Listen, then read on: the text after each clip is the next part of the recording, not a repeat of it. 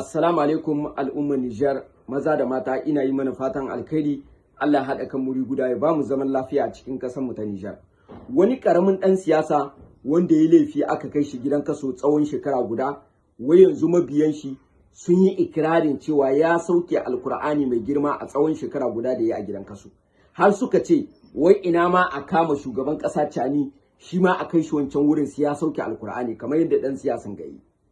Na farko ƙarya yake, bai sauke alkur'ani ba. Ya zo mu tantance shi, Abba Kali ke magana.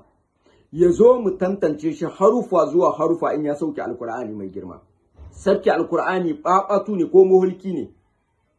Sannan mai girma mai daraja General Abdulrahman Chani da kuke so ku ci mutuncin shi, ya kawo tarihi na alkhairi a cikin ƙasar nan wanda babu wani ɗan siyasa kaf a cikin Nijar ya kawo shi. Mai girma mai daraja Abdulrahman Chani ya buɗe taron jama'a a idon munafikai da azzalumai, ya buɗe taron jama'a da a'udhu billahi minash shaitanir rajim.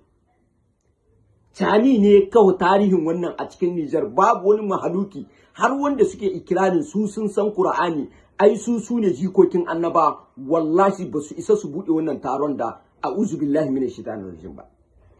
Shi yasa kuke ga duk abin da ake yi Chani ba abin da yake samu shi. Duk zalunci, duk manahuci, duk abin da kulle-kullen da ake, Chani ya riga ya nemi tsari a wurin Allah, yace a'udhu billahi minash shaitanir rajim. Ina neman tsari a wurinka ya Allah, shedanin mutum da na aljani. Kuma Allah ya yi mishi alƙawari ya tsare shi, kuma shi yasa Allah ya karbi addu'a shi.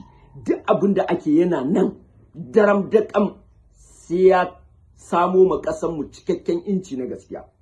Shi wancan in ya isa ya sauke Qur'ani, ya zo mu tantance shi.